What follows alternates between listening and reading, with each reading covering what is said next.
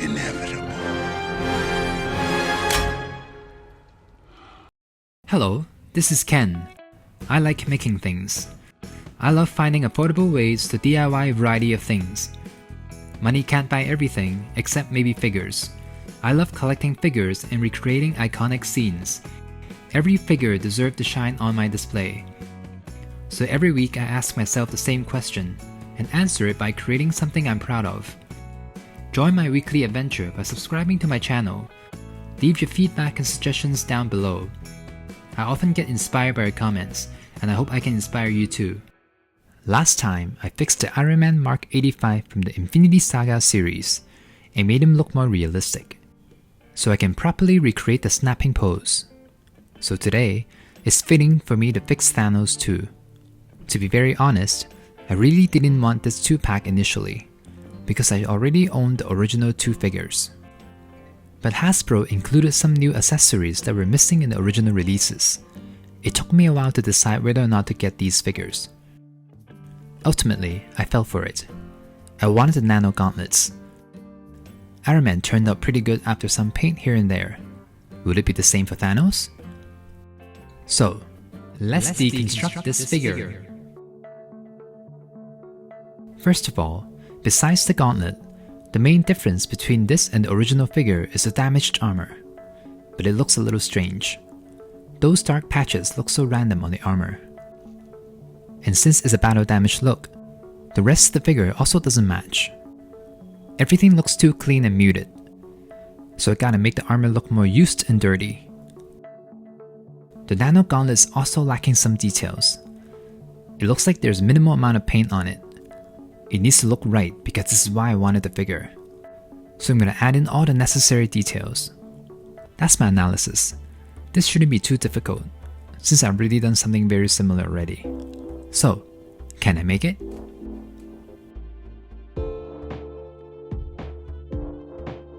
First, I need to fix the gold. Some areas look better than others. Some areas have this fake plastic gold look to it, especially on the upper torso and the helmet. I'm gonna paint over the armor with gold acrylic paint so the color is more consistent. Next, I'm gonna deepen the dark gray areas. Black and gold will make the figure pop more due to the contrast. So I'm gonna apply a thin wash of black over all the gray areas. I did dip my brush with water to make the brush damp, so I can spread the paint quicker. And if it does dry patchy, it'll be fine because it'll go with the dirty look I'm aiming for. Aha, you can already see that the gold and black already look so much better together. The darker matte black makes the shiny gold pop so much more. But now I find the gold too shiny, so I'm gonna add some brown all over the armor, especially where the lines are, adding more textures and shading to the armor. This is what I did to my original Thanos figure too. It worked last time, so I'm gonna do the same thing here.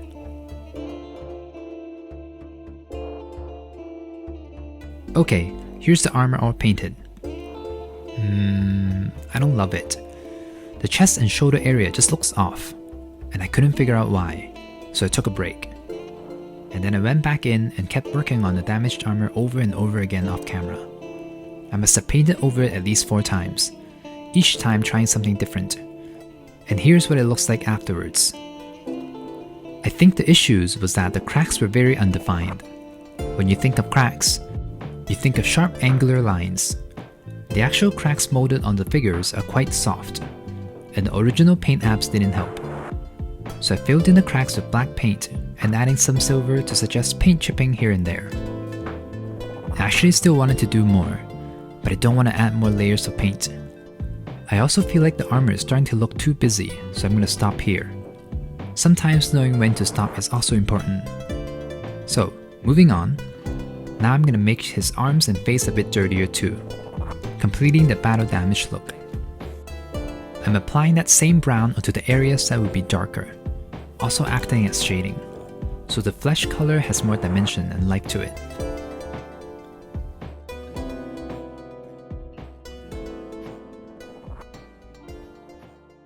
Now onto the accessories. Let me just quickly fix the helicopter blade first. I'm pretty much doing the same thing to the gold. I'm avoiding the actual hand though because Thanos' hand's very stiff. The paint will likely be rubbed off when he holds it. Next, I'm going to apply a wash of black over the blades, so the weapon looks less squeaky clean and more gritty. Alright, here it is. It looks much better now. Next, let's fix the nano gauntlet.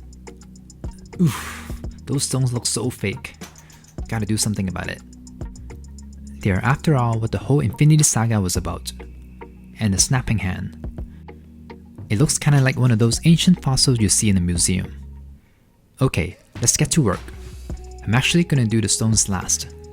I need to add all the other details first. Starting with the silver accents. There are all these silver lines around the stones and in between the finger joints. This will help separate the fingers and make the hand look more mechanical.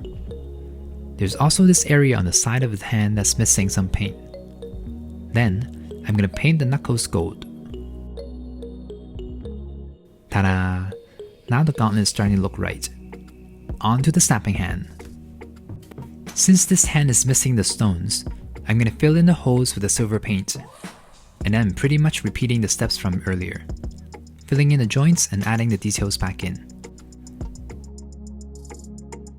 Then I put the hand back on because this is probably the hand I'm going to display my figure with, because I want to make sure the next few steps work with this hand. First, I'm adding in some missing gold details on the wrist and on the back of his forearm. Now onto the fun part. Since this gauntlet was already used by Hulk earlier in the movie, it's already pretty banged up. So I'm applying a wash of black over the entire gauntlet to make it look like it's grimy and damaged. The red surface is quite slippery, so it takes a little longer for the wet paint to stick. But once it starts sticking, the paint will seep into the crevices and certain surfaces, creating this natural looking black wash, making the gauntlet feels more solid and realistic at the same time. I love how this turned out. I forgot to record the other hand. I did the same black wash and then I painted over the stones so they stand out more against the gauntlet.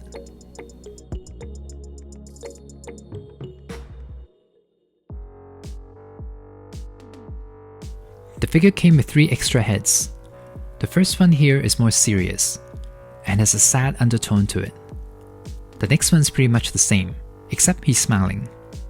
The details here are amazing. I don't think I need to do much. And finally, they provided a dusty head, capturing the final moment of Thanos as he turned into dust. This one isn't as good, because it looks more like he's turning into stone than dust. So let's work on this head first. This is my least favorite of the 3, because it's just really hard to capture that dusty look. And the rest of the body won't match this head anyway. So first, I'm applying that brown again over the face to make it look dirtier. And then, I'm applying ultramarine blue all over the face as well. Now this may look strange, but I think this will work out really well. One of the first things I learned in painting was that I was taught to use brown and ultramarine blue to create shadows. When these 2 colors blend, they make black. Okay, not really. But you'll see that in this case. The brown and blue actually work really well on the purple Thanos. Next, I'm going to go over the cracks and crevices with black. I'm trying to emphasize the texture to give it more dimension and hopefully make it look more dusty in the end. Starting with adding in the shadows first. Then, I'm going to add in the dusty highlights. I'm applying a sandy color onto the high points of this dusty head. And it's not working. It looks even more like stones now.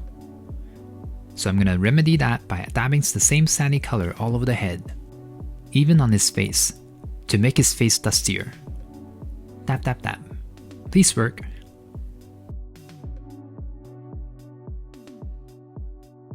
Okay, here's the finished dusty head. I mean, it's better, right? I think so.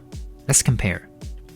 The skin blends with the dust better, so it looks more like he's turning into dust. The dust is fine. The matte texture is definitely better though. Okay, next head. I'm doing the same thing to this head, applying the brown and the blue all over the head. Do I think these steps are necessary? Not really actually. But for what I'm trying to achieve, these steps are kinda crucial. They make the heads look more lifelike in my opinion. I need the heads to look more lifelike because I am going to add some battle wounds to him. And for those who watch my videos regularly, I don't usually do battle damaged or bloody looks, because I feel like I'm cementing the figures to a specific moment that cannot be undone. Okay, it's also because it's very difficult and scary to do. But for this particular figure, I decided to give it a try. The great thing is that Thanos is purple, same for his blood, so if it doesn't look right, it shouldn't be too obvious.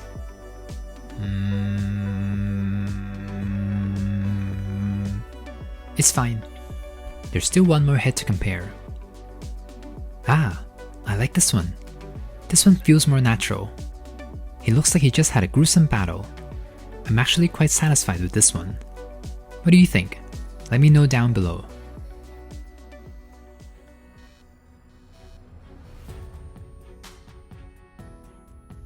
Here's the finished figure.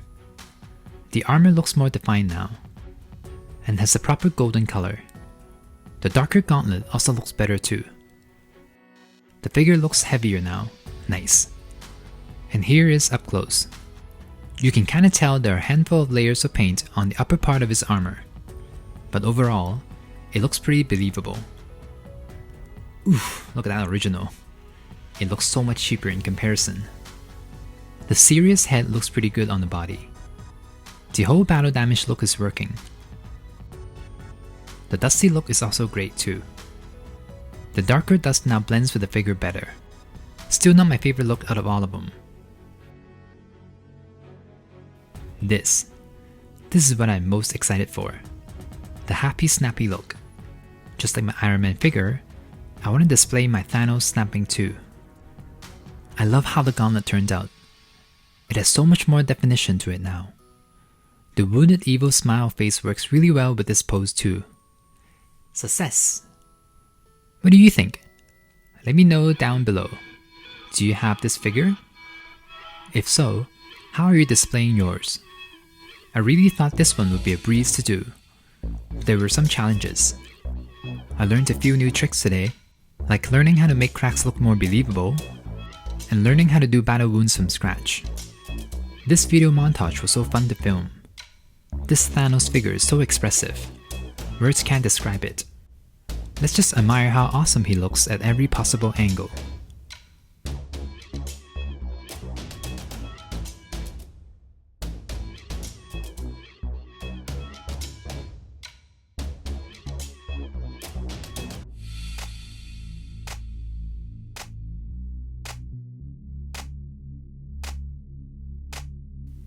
Okay, that was a very long video montage.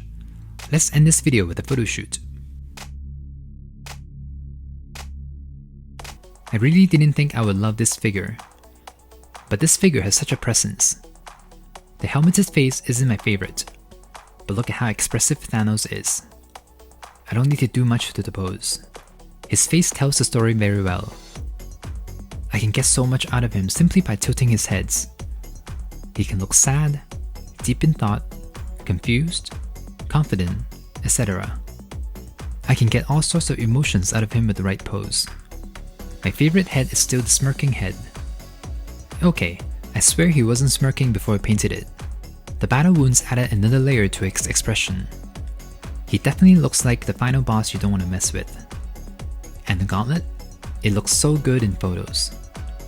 There's just this right amount of shine to it to look metallic, yet it still looks like it's in rough condition. And finally, the dusted look. I am again surprised at how good these photos are. In person, it doesn't seem like this would work, but with the right body language, I can make Thanos look defeated both physically and mentally. Look at him. He looks like he's having second thoughts about going against the Avengers. He regrets collecting the Infinity Stones. Is it worth it? To lose everything just to collect some colorful rocks? All that work just for a snap? Anyway, I hope you enjoyed this video. Don't forget to give this video a like. Subscribe if you want to see more Marvel Legends content. And you can also support me on Patreon too. Stay inspired, and I'll see you next week. I can make it, so can you. Hey, you can now support me on Patreon. Here's what you get when you become a member on Patreon. Detailed breakdowns of the paint and techniques I used in my videos. Digital trading cards. And here's the coolest one. Every month, I'll personally mail you a mini 3D poster that you can fold and glue yourself. These will come pre-cut, so you don't have to worry about messing up the fine details. All you have to do is fold, apply a bit of glue. Ta-da! You made yourself this cool mini 3D poster. When you stack them side by side, they look even more awesome, and you can display them anywhere you want. These rewards are designed by me using the photos I took for each figure. I love making things, and this is my way to thank my supporters. I intend to have multiple tiers of membership levels, but for February only, I'm going to combine all 3 tiers into one. So if you join now before the end of the month, you'll get access to all the rewards I listed above. And it's totally fine if you don't join, because my YouTube content will not be affected. I appreciate your support either way. Alright, I'll see you next week.